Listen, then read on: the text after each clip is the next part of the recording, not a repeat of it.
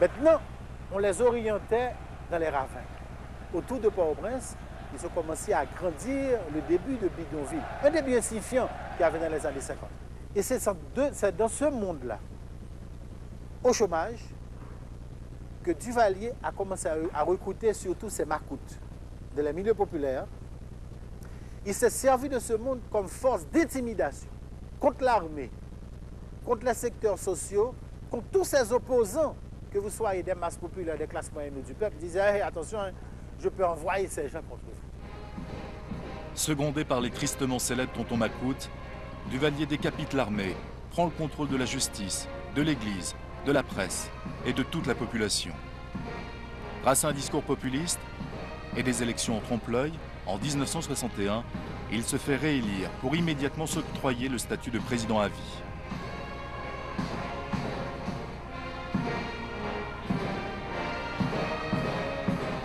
Il avait quelqu'un dans chaque zone qui n'était pas un bourreau, bien entendu, mais un conseiller spécial, un conseiller de la milice, un conseiller de l'armée, un conseiller de tout. Parce que François faisait tout ça en vertu de quoi? Parce qu'il n'avait pas de confiance dans l'armée. Les hommes de l'armée étaient très rusés. Et en effet, bon, comme on savait que ces gens-là ont toujours tendance de donner des coups d'État. Et pour cela, pour contrecarrer ces gens, François a toujours en main un bon serviteur et qui contrôle tout. Climat de terreur, expulsion, torture, exécutions sommaires perpétrées au nom de l'ordre public seront les principaux outils d'un pouvoir tyrannique qu'il exercera jusqu'à sa mort.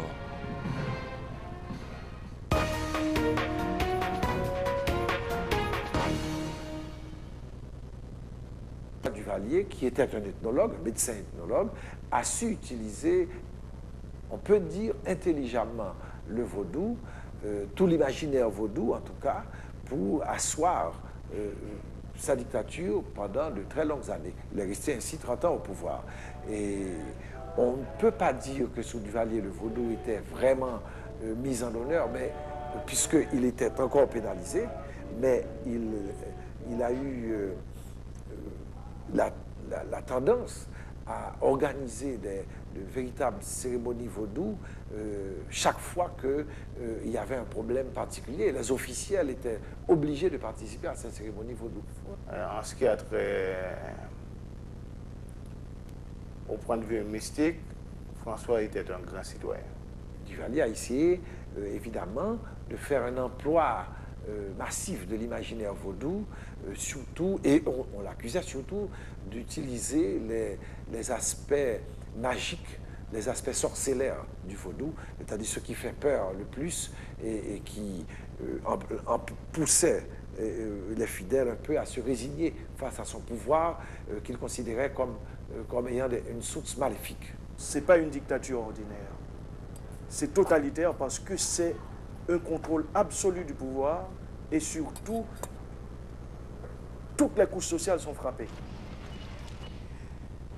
Pour moi, François Duvalier et Jean-Bertrand Aristide sont des exemples parfaits de cette individualité monstrueuse que produit Haïti. Voilà des gens qui posent leur individualité dans une relation de destruction de leur propre communauté, dans une relation d'hostilité avec cette communauté parce qu'ils pensent, et ils ont peut-être raison, ils pensent que cette communauté ne peut pas leur assurer une individualité tranquille. Après la mort du président dictateur François Duvalier en 1971, son fils, Jean-Claude, dit Bébé Doc, hérite de la présidence et prend ses quartiers au Palais National. Il a tout juste 19 ans. Sa jeunesse, sa timidité, sa discrétion donnent de lui une image presque rassurante. Les Haïtiens auraient voulu croire en l'avènement d'un régime plus souple, plus libéral. Est-ce que vous allez conserver l'idée de faire des élections l'an prochain? Il n'a jamais été question d'organiser d'élections. Pas d'élections. Et vous êtes président à vie? Ils doivent se rendre à l'évidence. La terreur entretenue par les durs du régime et par les tontons Macoute, toujours aussi redoutables, redonne très vite au régime son vrai visage, celui d'une dictature qui tue, qui expulse et que rien ne semble pouvoir faire tomber. il y a eu beaucoup d'intellectuels qui ont été expulsés par Duvalier. Beaucoup de syndicalistes, d'intellectuels, d'hommes politiques.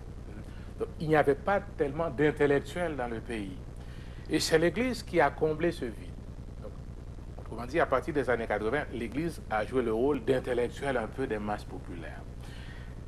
On était presque les seuls à avoir accès facilement aux médias. Parce qu'il y a plusieurs organes de presse qui ont été fermés par Duvalier, par Jean-Claude Duvalier. Donc les journalistes n'étaient presque pas présents dans le pays. Donc l'Église a joué une fonction intellectuelle de la société, une fonction aussi de journaliste. Himmler Rébut a bien connu le duvalierisme. Ancien colonel de l'armée haïtienne, aujourd'hui dissoute, il a été sélectionné par François Duvalier pour devenir militaire, alors qu'il n'était encore qu'un jeune lycéen. Noir, bon élève et de famille modeste, Duvalier avait décidé d'en faire un des futurs cadres d'une armée nouvelle, qui servirait le noirisme et qui serait fidèle à son régime. Promu officier supérieur sous Jean-Claude Duvalier, Himmler Rébut a été son professeur d'éducation physique. Il garde de lui un amical souvenir. Sous Jean-Claude, une ambiance relax, presque bon enfant. Le président qui le matin allait à son bureau, faisait son travail de bureau, l'après-midi, qui sortait flâner dans Port-au-Prince. Il sortait presque tous les soirs, il allait au restaurant. En fin de semaine, il allait ou bien à la chasse ou bien à la mer. Et sa plage était connue, il y avait beaucoup de voisins à proximité, les gens qui allaient aux plages privées publiques, qui fréquentaient le même espace, il n'y avait pas de problème. Tout le monde savait que le président, presque tous les soirs, allait ou bien au Petit Rocher ou bien chez ses beaux-parents dîner. Et il était dans les rues tous les soirs, c'est pourquoi les rues étaient toujours bien entretenues. Parce qu'on ne savait jamais quel parcours il allait prendre et le ministre du Travail public avait toujours du pain sur la planche et les rues étaient toujours propres, toujours bien entretenues. Il n'y avait pas de problème. Pourtant, la petite histoire des aventures citadines du président haïtien cache une autre réalité. Le peuple a faim, il crie sa colère, le pouvoir n'hésite pas à tuer. L'Église, jusqu'alors légaliste, se déclare solidaire du mécontentement populaire. Le Vatican dénonce les accords qui donnaient à la présidence haïtienne le privilège de nommer les évêques. En mars 1983, le voyage du pape à Port-au-Prince sera une étape décisive dans le processus qui conduira à la chute de la dictature. Le discours de Jean-Paul II incite les Haïtiens à se regrouper, s'organiser. Il demande au nom du peuple la liberté de se réunir, la liberté d'expression, la justice, le respect des droits humains, le partage des richesses et l'égalité pour tous. Que les pauvres de toutes sortes se reprennent à espérer. Il faut que quelque chose change dans ce pays, le peuple l'a dit. Donc ça a donné un élan énorme à tout ce mouvement de l'Église et vraiment ça a apporté quelque chose de positif dans cette lutte contre la dictature et contre Duvalier.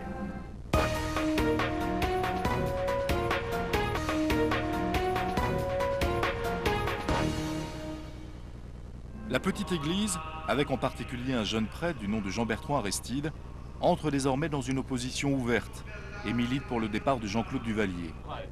Fin 1985, Gonaïves la rebelle, une nouvelle fois, se révolte. L'armée et les tontons macoutes réagissent avec violence. La présidence chancelle. Je crois que Jean-Claude Duvalier est parti parce que les Américains le lui ont demandé et parce que aussi, je pense que Michel Bennett a joué un rôle important dans le départ de Jean-Claude. Car quand même, Michel était ce qu'elle était. Elle avait l'histoire qu'elle avait avant d'arriver au palais présidentiel. C'était bien sûr une femme d'origine riche, si vous voulez, une mulâtresse qui avait commencé à s'ennuyer de devoir en permanence rester au Palais national, qui se prenait pour une riche d'entre les riches à travers le monde et qui voulait se payer du bon temps, jouir, profiter de son argent et de sa jeunesse aussi. Donc je crois que ça a été un facteur déterminant. 28 novembre 1985, 3 enfants sont tués au Gonaïves. Pour la communauté internationale, pour les Américains, ce sont 3 assassinats de trop. Duvalier peut lancer de l'argent à la foule depuis sa berline. Sa chute est désormais inéluctable. Robert Constant, commissaire du gouvernement Duvalier au Gonaïves, a vécu ces événements. Gonaïves, c'est une ville frondeuse par excellence. un banal fait a amené la population des Gonaïves à se révolter. J'étais commissaire du gouvernement. On est venu me dire que les enfants ont gagné les rues, des militaires, des miliciens devant le collège Immaculée Conception ont eu à faire feu et puis on a eu un enfant est tombé. Par la suite, on a eu à tuer un autre élève en face du collège dans une cour. Et puis sur la route, conduisant au collège, on a tué un autre encore. Donc 3 enfants qui répondaient au nom de Robert Sius, celui qui est au collège, celui qui était au collège Immaculée Conception, Mackinson Michel et puis Daniel Israël. D'après moi, la balle s'est dirigée sur les étudiants. C'est à partir de cet événement-là que la crise, la fronde contre Jean-Claude Duvalier a pris une ampleur. Quelques semaines après ce drame, le 7 février 1986, Bébé Doc et sa famille prennent la fuite vers la France dans un avion militaire américain. Désirant entrer dans l'histoire, la tête haute, la conscience tranquille, j'ai décidé de passer ce soir le destin de la nation et le pouvoir aux forces armées d'Haïti en souhaitant que cette décision permette une issue pacifique et rapide à la crise actuelle. Haïti est en fête. Haïti espère. Le conseil de gouvernement à majorité duvalieriste est présidé par le général Nanfi. Quelques mois plus tard, Leslie Maniga, tombé en disgrâce et exilé par les Duvalier, est élu à la présidence.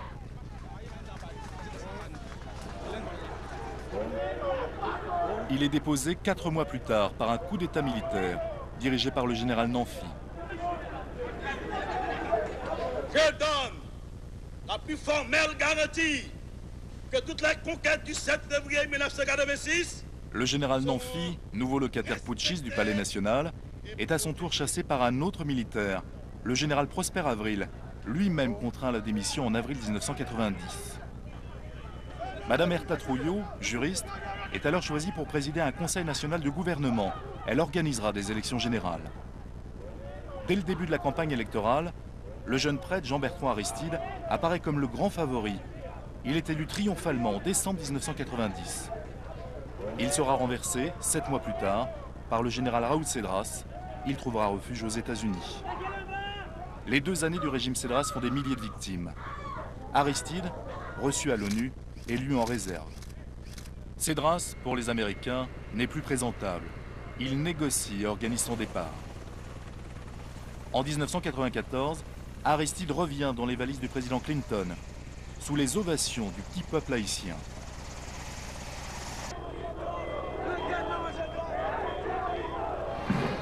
Il finit son premier mandat, fait élire pour 5 ans son homme de confiance, René Préval, jusqu'à sa propre réélection pour un second mandat en 2000.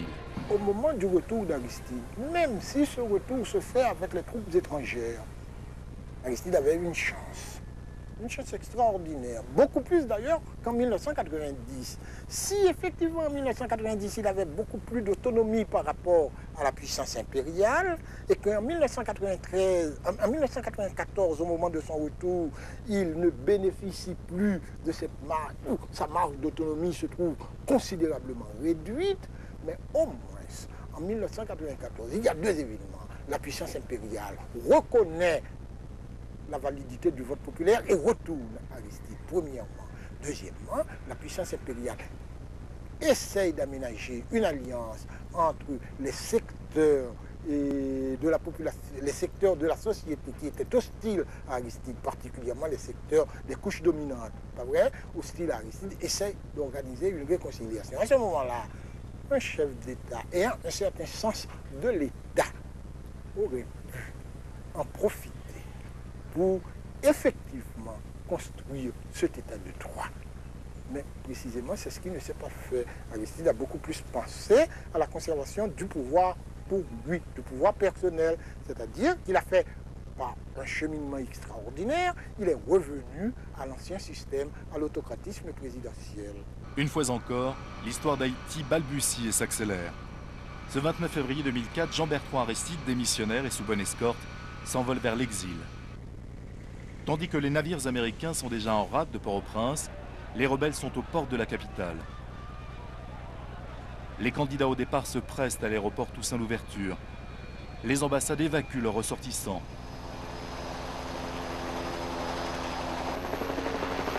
Les chimères, les pillards mettent la ville à sac. La chasse à l'homme est ouverte, les règlements de compte se multiplient. Haïti est au bord de la guerre civile. Sous couvert d'assurer l'ordre et la sécurité, le tarmac de l'aéroport vibre d'atterrissage d'avions militaires américains, français et canadiens. Haïti passe sous la protection provisoire d'une force multinationale mandatée par l'ONU.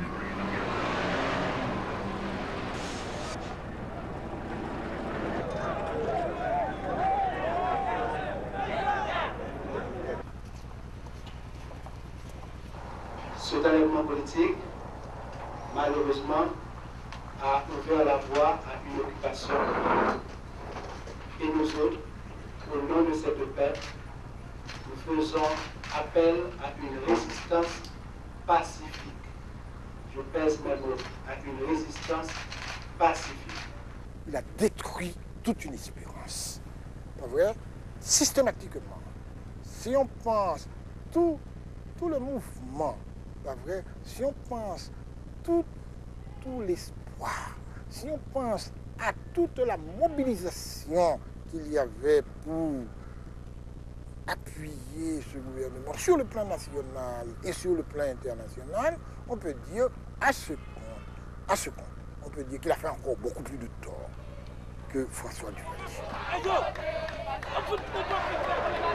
Tandis que les rebelles entrent pacifiquement dans Port-au-Prince et se font acclamer, le président par intérim Boniface Alexandre, juriste sous la protection des troupes étrangères, nomme Gérard Latortue au poste de Premier ministre. Le citoyen humaniste baptiste à l'impossible. Nous sommes tenus. Haïti vivra. Faites-nous confiance. Vive Haïti et que Dieu nous bénisse. Les troupes françaises, américaines et canadiennes se déploient sur tout le territoire. Elles ont pour première mission de rassurer la population, de restaurer l'ordre public et d'entreprendre le désarmement du pays.